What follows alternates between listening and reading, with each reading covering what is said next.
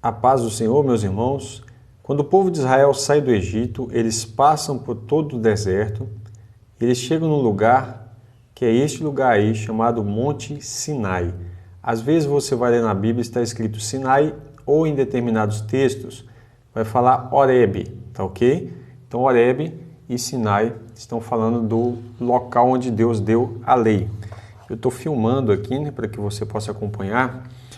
Esse povo de Israel, eles passaram a habitar em tendas. Quando eles saem do Egito, eles passam a habitar em tendas. Você está vendo aqui, né? Cuidado do cidadão, por exemplo, com os seus animais, né? Então formavam-se tendas onde eles habitavam. Durante toda essa trajetória que eles estiveram no deserto, né, eles ali se alimentavam desses animais e de tudo que eles foram conseguindo no caminho, né?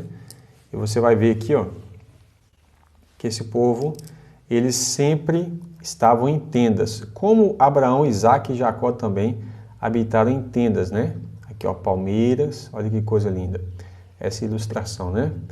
Então você vai ver que esse povo habitou em tendas. O que a tenda representa? A tenda representa que você está habitando em um local, mas aquele local ainda não é permanente, é um local temporário, tá ok? Então, a tenda tem essa representação da trajetória do povo de Israel saindo do Egito, que era um local que eles estavam fixados, mas que Deus queria levar eles para um local permanente, que é a terra que mana leite e mel. O que acontece? Ocorre que quando esse povo sai do Egito, eles atravessam o deserto e, enfim, entram na terra prometida, que é a terra de Canaã, eles deveriam, então, fazer uma memória desse período que eles estavam habitando em tendas, ou seja, todo ano eles tinham que praticar as festas de Deus. As 7 festas são a Páscoa, não é? Festa dos pães ázimos, festa das primícias, festa de Pentecostes, das trombetas, né? O dia da trombeta, dia da expiação e também o dia de Pentecostes, já falei, né? Então vamos lá de novo. Páscoa, pães ázimos, primícias, Pentecostes, trombetas, dia da expiação e, depois disso, a festa dos tabernáculos. Tabernáculo é o quê? É uma tenda, tá certo? Então vai estar escrito às vezes assim, festa dos tabernáculos ou festa das cabanas, que são essas cabanas aí, onde o povo armava a cabana em volta, que você está vendo o povo ó, em volta do tabernáculo. Então essa cena que nós estamos visualizando aqui agora, possivelmente, ou é uma cena da migração durante o deserto, onde eles armavam e desarmavam suas cabanas, mas também pode ser a representação do período em que eles já estavam fixados na terra de Israel, fazendo a festa das cabanas, ou seja, a festa dos tabernáculos, onde ao redor do tabernáculo, cada um iria fazer o quê? Iria montar sua cabana para poder fazer uma lembrança. Essa é a festa das cabanas. Então eles montavam as suas cabanas aqui em volta, tá ok? Aqui você está vendo uma cena onde o sacerdote está oferecendo, né? Vou mostrar as peças aqui para facilitar um pouco, porque muitas pessoas não têm um entendimento claro sobre o tabernáculo, alguns já conhecem bastante, outros não. Então vamos lá, vou partir do princípio de que você não conhece nada do tabernáculo, tá ok? Então Deus fala com Moisés o seguinte, ó, já que o povo habita em cabanas, façam um tabernáculo, que é esse tabernáculo maior, para que eu habite no meio deles, ou entre eles, tá certo? Então Deus queria que o povo entendesse que, enquanto eles estavam na migração no deserto, Deus estava ali também com eles. Se eles estavam habitando aqui em tendas, Deus estava ali com eles também, tá ok? É isso que Deus quer que o povo entenda. E que o povo deveria vir, né, aqui, a tribo de Levi tomava conta da armação, de carregar, desmontar, montar esse tabernáculo, que ele foi montado e desmontado várias vezes, tá? Durante a trajetória no deserto. Então, o que acontece? Você vai ver que ele tem uma espécie de muro, mas ele é feito de cortinas brancas, tá? Aqui, ó, esse muro é a limitação do espaço destinado ao tabernáculo. Essa limitação é chamada de átrio, tá ok? Ou pátio, tá ok? Então, aqui, quando você entra, ele está de costas, né? O tabernáculo está de costas, aqui a entrada dele está por aqui, ó. Então, você tem a primeira porta lá na frente, é um portão colorido, tá? Então, nesse portão, era a entrada do tabernáculo. Aqui é o local do primeiro altar, o altar do sacrifício. Esse altar tinha 4 pontas, tá ok? E havia uma lei, né, de que alguém que era um homicida, e ele deveria correr para cá, por exemplo, se ele matou alguém sem querer. Ele vinha para cá, encostava no chifre e ele estava isento de ser culpado, né? Não poderia ser morto por aquilo. Mas houve circunstâncias, por exemplo, em que Salomão fala que em determinado cidadão, mesmo segurando aqui, ele era para ser morto, tá? Mas vamos lá. A gente vai chegar no livro de Levítico, né, onde tem a definição mais clara. Em Êxodo nós já começaremos a falar sobre o tabernáculo. Bem, entrou por aqui, você tem o primeiro altar, esse altar de bronze, as peças do lado de fora é de bronze. Esse altar é do sacrifício dos animais, onde oferecia-se o holocausto, tá certo? Mais à frente você tem a pia, né, uma bacia que o sacerdote lavava suas mãos e pés antes de entrar no santuário. O santuário é o nome dessa estrutura aqui, desse tabernáculo, ou seja, dessa tenda, a tenda do testemunho, tá? Então ele vinha aqui, lavava suas mãos, depois de ter oferecido um sacrifício, e aí então ele entrava pela primeira porta. Aqui só dá para ver uma parte da cortina da primeira porta, né? Aliás, a primeira porta é aqui na frente, aqui é a segunda, mas é a porta do tabernáculo. Então entrava-se aqui dentro você vai ter aqui, ó, opa, deixa eu ver a imagem voltando aqui. Isso aqui é a menorá, o castiçal. Inclusive, o castiçal é um símbolo da igreja, isso em Apocalipse, onde fala que Jesus estava no meio dos 7 castiçais de ouro e que cada castiçal representa a igreja, né? Uma igreja lá, daquelas 7 da Ásia. Então, o que acontece? Ele representa a luz. A igreja é a luz do mundo, Jesus fala isso, né? Em frente ao castiçal, e para que serve isso? Lembra, irmão, que lá não tinha janelas no tabernáculo. Ele era todo fechado. Esse corte que você está vendo aqui, ó, né, é só mesmo para que a gente pudesse conseguir ver o que está lá dentro, mas ele é todo fechado, então as pessoas não conseguiam ver nada lá dentro, né? Mas o sacerdote entrava aqui dentro, ele precisava de ter luz, já que não tinha janela, então o castiçal foi colocado aqui para iluminar todo esse compartimento.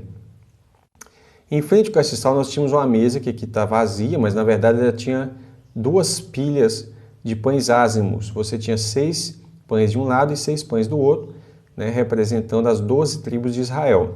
Tá ok? Agora, à frente você vai ter um altar já de ouro. Todas essas peças aqui, né, de ouro, claro. Esse altar de madeira de acácia revestida de ouro. Como é também aqui à frente, nós vamos ver daqui a pouco. Esse altar aqui também tem 4 pontas, tá vendo? Mas ele não é como o altar de bronze. Esse marronzinho aqui, o altar de bronze para sacrifício de animais. Já o altar aqui de dentro, esse altar é o altar do incenso, tá? Lembrando que Apocalipse fala que o incenso é como as orações dos santos. Então o incenso representa as orações, né?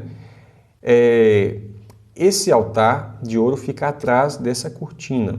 Essa cortina que está aberta, que na verdade ela ficava totalmente fechada, como eu falei, isso é só para ilustração, ela ficava totalmente fechada, porque esse primeiro momento aqui tudo isso é chamado de pátio ou átrio, né? Esse pátio aqui fora, ou vamos dizer assim, o quintal, já aqui, nesse primeiro compartimento da tenda, é chamado de santo lugar, tá ok?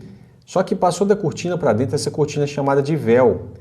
Esse véu, daqui para dentro, é chamado de Santo dos Santos, ou Santíssimo Lugar, essa sala aqui dentro. Só poderia entrar aqui dentro o sumo sacerdote. Os demais sacerdotes poderiam entrar aqui, ó. Todo dia eles tinham que entrar para manter a luz acesa, não podia apagar essas lâmpadas, tá certo? Para trocar o incenso, né? Para colocar incenso. Os pães, todo sábado era trocado, os pães da proposição, mas da cortina para dentro, ou seja, do véu do véu do tabernáculo para dentro, somente o sumo sacerdote. O que é o sumo sacerdote? É o principal desses sacerdotes. Um deles era eleito, tinha uma veste diferenciada, tá? Ele representava Cristo, mas ele só poderia entrar aqui também uma vez por ano, e essa vez que ele entrava aqui era no dia da expiação, tá ok? Então ele entrava aqui dentro, e aqui dentro você encontra uma peça chamada de Arca da Aliança, onde tinham 2 querubins, né, voltados para baixo, e a tampa dessa Arca da Aliança é chamada de propiciatório. propiciatório, propiciação. Isso lembra que Paulo fala sobre que Cristo é a propiciação dos nossos pecados. O que é propiciar? Ser propício é ser favorável, tá ok? Isso significa que nesse momento Deus estaria sendo favorável ao seu povo que estava aqui fora, praticando a festa, né, aqui fora, e aguardando a saída do sumo sacerdote para eles comemorarem, enfim, a tão esperada festa dos tabernáculos. Então, irmãos, eu estou tentando explicar aqui de uma maneira bem simples sobre o tabernáculo para aqueles irmãos que não têm entendimento. Talvez você já tenha um entendimento muito profundo de tabernáculo e não vai entender o propósito desse vídeo, tá ok? Eu vou colocar aqui também uma outra imagem do tabernáculo de frente. Deixa eu pegar um outro livro aqui. Vamos lá. Aqui, ó. Olha que cena linda, tá? Esse é o tabernáculo. Deixa eu puxar aqui para ficar mais visível, né? Então, olha aí, ó, o tabernáculo. Você pode ver as cabanas em volta aí, né? Em volta do tabernáculo, um camelo, né? Um dromedário, não sei que animal é esse. E você vai ver que aqui à frente, ó, agora sim, olhando de frente, você tem o portão, né? Essa é a porta principal de entrada. Tem o altar do sacrifício. Aqui sim você vai ter, o altar de bronze, olha, a pia, né? A pia, bacia de bronze. Interessante o detalhe é que ela foi feita com a oferta das mulheres, onde foi colocado os espelhos que elas deram de oferta por aqui dentro. E a água ficava em cima do espelho, né?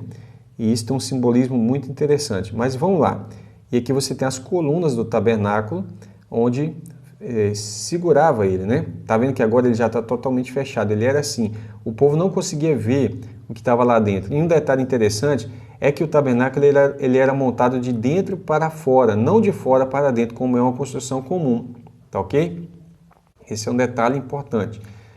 Quando fazemos um estudo do tabernáculo, geralmente alguns autores colocam significado em tudo, inclusive nessas pontas dessas estacas que está segurando a corda aqui, tá vendo?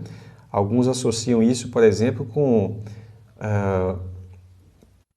o prego, né, que vinha na cruz de Cristo, porque todo esse tabernáculo tem uma representação de Cristo, né, alguma ligação com Cristo e a sua igreja.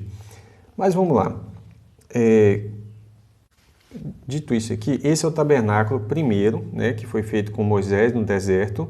Porém, o que vai acontecer? Deixa eu virar aqui.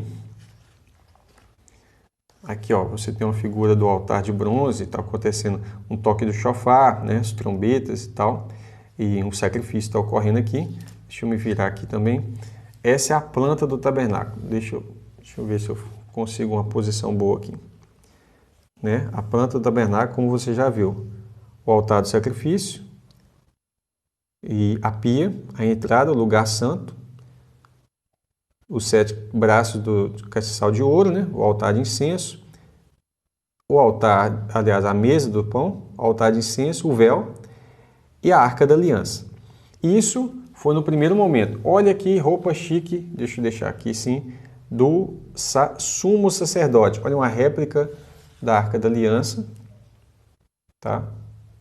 Tá aqui uma réplica dela, conjectural, né? Ou seja, porque ninguém viu essa arca ainda, atualmente, né?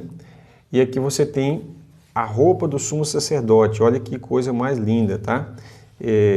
Lindo mesmo, porque... E aqui ele está colocando... Está passando sangue na ponta do altar. Você vê que ele está aqui, ó, carregando no seu peito 12 pedras coloridas. As pedras têm cores diferentes. Essas 12 pedras representam as 12 tribos de Israel. Tem uma coroa de ouro, escrito Santo ao Senhor, né? Então, esse sumo sacerdote, na verdade, toda essa roupagem dele representa Cristo, tá ok? Você vai ver que a Cidade Santa também, ela tem uma ligação com essas 12 pedras aqui, e nós vamos falar disso mais para frente, tá? Vamos lá. Aqui você já está vendo o templo de Salomão, porque quando Davi vê, vou voltar aqui, quando Davi vê esse tabernáculo, ele fala, eu habito num palácio, né? E a casa de Deus habita em cortinas, que são essas tendas que eram feitas de cortina. Então ele teve o desejo de fazer... aqui, ó, você tem uma réplica aqui do tabernáculo, olha que legal. Não sei se vai conseguir tirar a imagem e ficar embaçada, né? Mas, então ele tem um desejo. Deus não permite Davi fazer o templo, mas permite Salomão. Então Salomão faz esse templo aqui. Você está vendo aqui um altar de sacrifício agora bem maior, né? grande altar, e esse templo de Salomão é construído então. Está aqui, ó, uma réplica, um desenho, né, desse templo de Salomão, vários, que você vai ver várias pias agora, você vê que a nação está muito maior, o número de sacrifício é muito maior também, né, e lá por dentro muito bem decorado, tá? Você está vendo aqui atrás. Agora, o que vai acontecer? O povo, depois do templo de Salomão ser destruído, né, eles vão ser deportados para a Babilônia.